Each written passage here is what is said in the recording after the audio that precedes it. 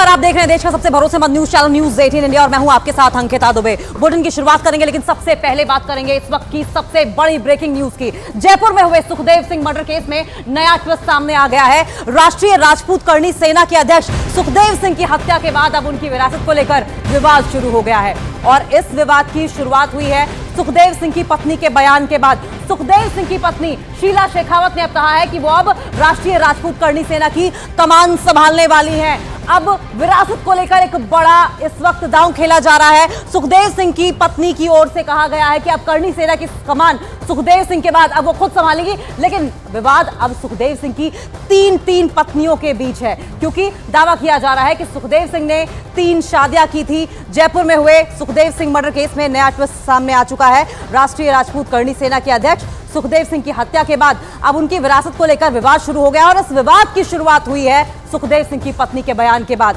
सुखदेव सिंह की पत्नी शीला शेखावत, जो कि उनकी दूसरी पत्नी बताई जा रही हैं, कहा जा रहा है कि अब वो राष्ट्रीय राजपूत करणी सेना की कमान संभालने वाली है। लेकिन ये विवाद जो है वो बढ़ता जा रहा है। वो इसलिए बढ़ता जा रहा है क्योंकि सुखदेव सिंह की एक नहीं बल्कि कथित तौर पर 3 पत्नियां थी और इसीलिए विरासत की बात को लेकर अब तीनों पत्नियों में जो अनबन की बात है वो सामने आ रही है। ये आपको तस्वीरें दिखा रहे हैं, 2 तस्वीरें आपकी टीवी स्क्रीन पर। 5 दिसंबर को किस तरीके से हत्या हुई थी और अब विरासत पर विवाद, सुखदेव सिंह की विरासत पर विवाद शुरू हो चुका है, क्योंकि जिस शीला शेखावत की ओर से विरासत पर दावा किया गया है वो सुखदेव सिंह की दूसरी पत्नी बताई जा रही है। लेकिन फिलहाल ये साफ नहीं है कि विरासत पर असली हकदार कौन होगा।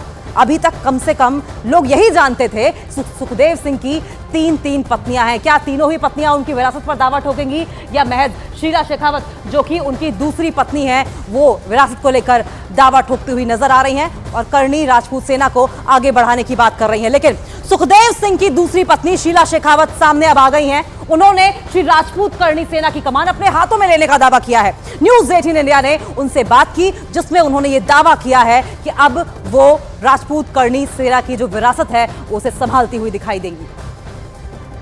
वहाँ पर भी उनके घर में भी एक महिला है जिन्होंने पूरा ये बयान दिया था कि उनके घर में सीसीटीवी कैमरा फुटेज वगैरह लगे हैं। आप जानते हैं वहाँ पर किसी को? नहीं सर, ऐसी तो कोई महिला मैंने तो नहीं सुनी और ना ही कोई थी। सपना जी को जानते हैं आप वहाँ पर? नहीं सर, मैं नहीं जानती। सरकार की तरफ से कोई आया आपके पास बातचीत करने के लिए अभी तक? मुझे नहीं पता सर। मैं तो जैसे हमारे मतलब राजपूतों में ऐसा है कि महिलाएं अंदर रहती हैं और पुरुष बाहर रहते हैं, तो पुरुषों में बातचीत ज़्यादा होती है, महिलाओं में बातचीत नहीं होती। हम इंटरफेयर कम ही करते हैं महिलाएं। जो शार्प शूटर जिन्होंने उनकी हत्या की है वो अब तक फरार हैं और अब तक उनकी कहीं पर भी कोई खोज खबर नहीं है। उसको लेकर क्या कहेंगे कि कैसे वो पकड़े जाएं? पुलिस को क्या कहना चाहेंगे? मेरे को तो 72 घंटे का टाइम दिया है सर। 72 घंटे के अंदर कुछ होता है तो ठीक है, नहीं होता तो मैंने मेरे करणी सैनिक पूरे अलर्ट पे रख रखे हैं। चाहे तो आप पता भी कर लेना, फिर जो होगा वो सरकार जाने और मेरे करणी सैनिक जाने, मेरे भाई जाने, जिनको मैंने राखी बांधी है वो भाई जाने कि अपनी बहन के साथ कैसे इंसाफ दिलाना है और कैसे क्या करना है। मतलब ये कहा जा सकता है कि करणी सेना की कमान आप भी संभालेंगी? बिल्कुल संभालूंगी सर। मेरे पति ने मुझे, मैं जब शादी करवा के आई थी तो मैं 17-18 साल की थी, तो उस टाइम से लेकर आज तक मेरे पति ने मुझे तैयार किया है। मतलब खुद थे ना, वैसे ही मेरा कलेजा भी उन्होंने बनाया है। तो मैं पीछे हटने वालों में से तो हूँ नहीं। इंसाफ तो मैं लेके ही रहूँगी। इसके लिए तो चाहे मुझे ज़मीन आसमान एक कर देना पड़े, मैं इंसाफ लूँगी।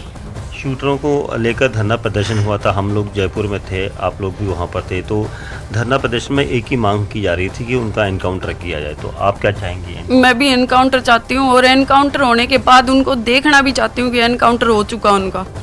ये हो रहा है मेरी मांग।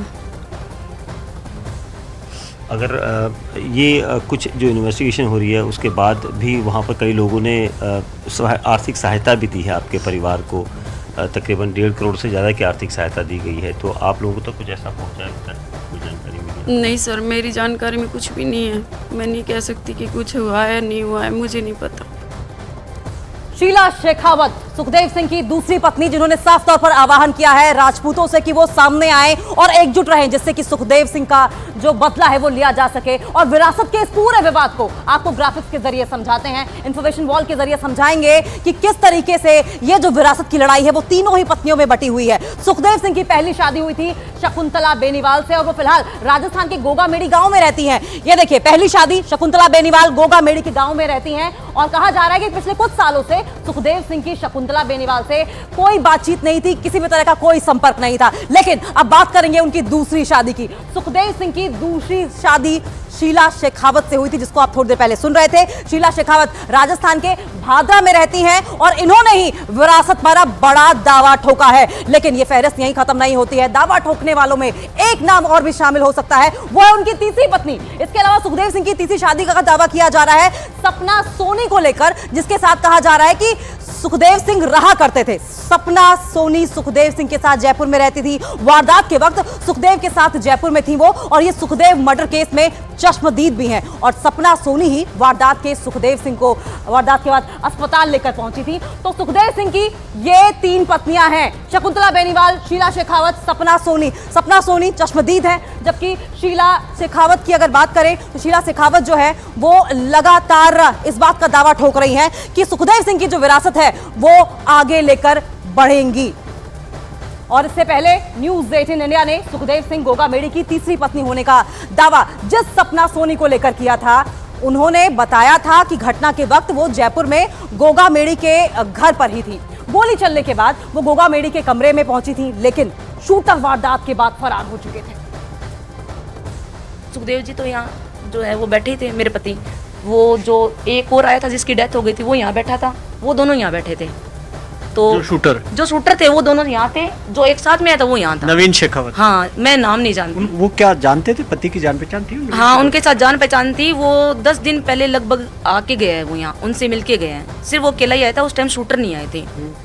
तो वो वहाँ बैठे थे, तो उस बंदे ने इनको फोन पे बात करवाई थी किसी से, मतलब कि जमीनी विवाद को लेके था, क्या था जमीन को लेके मैटर कुछ। उनको किसी से बात करवाई? वो तो सर मैं ऊपर थी तो मेरे को वॉइस सुनेगी नहीं, क्योंकि कैमरे में तो आवाज सुनती नहीं है। मैंने इतना ही देखा था कि वो फोन दे रहा है, फोन देते ही मैं मेरे कमरे में चली गई थी।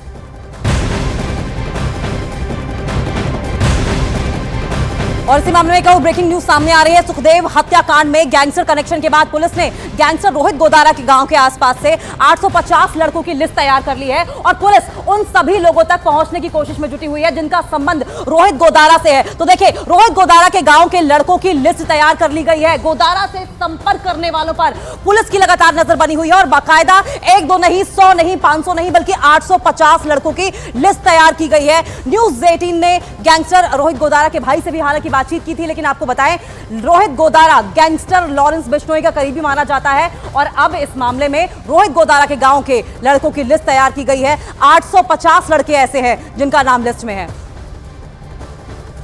नूपाराम सर, ये बताइए कि किस तरह की इन्वेस्टिगेशन हो रही है? ये जो हत्याकांड हुआ है इसकी डायरेक्टली इन्वेस्टिगेशन तो पुलिस मुख्यालय द्वारा SIT गठित हुई है, वो कर रही हैं।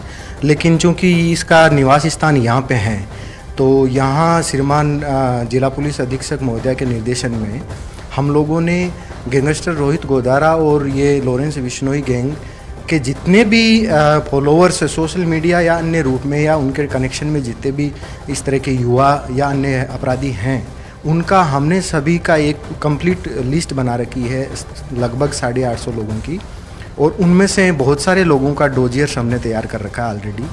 और अभी भी हम जो भी लोग इनके टच में रहे हैं पहले या अभी टच में हैं, उन सभी को डिटेन करके एक डिटेल्ड इंट्रोगेशन बना रहे हैं, उनके डोजियर तैयार कर रहे हैं। पिछले 2 दिन में 25 से 30 लोगों को ला करके इंटरोगेट कर चुके हैं, लेकिन अभी इन युवाओं का डायरेक्ट कोई इस अपराध में या अपराधियों से कोई लिंक डायरेक्ट हमें मिला नहीं। और दबिश लगातार चल रही है हमारी, जो भी संभावित स्थान है अपराधियों के छुपने के, उन पर टीम्स बना करके पूरे ज़िले में दबिश दे रहे हैं।